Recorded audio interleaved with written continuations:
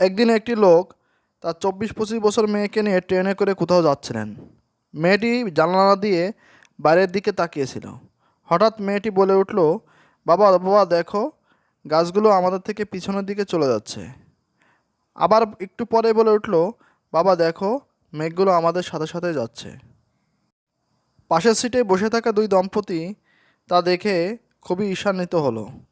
তারা তার বাবাকে বলল, তাকে হাসপাতালে নিয়ে যান না কেন? সে বড় হয়েছে বটে, তার শিশুসুলভ আচরণ এখনও যায়নি। তখন মুরব্বী লোকটি তাদেরকে বলে যে, আজই আমরা হাসপাতাল থেকে আসলাম, ডাক্তার আজই আমাদেরকে ছাড়পত্র দিয়েছে। মেয়েটি আসলে জন্ম অন্ধ ছিল, তাই তার কাছে সব কিছু নতুন মনে হচ্ছে। সবারই একটা নতুন গল্প থাকে, তাই না জেনে কাউকে ছোট করা ঠিক নয়, না জেনে কোনো মন্তব্য করা ঠিক নয়।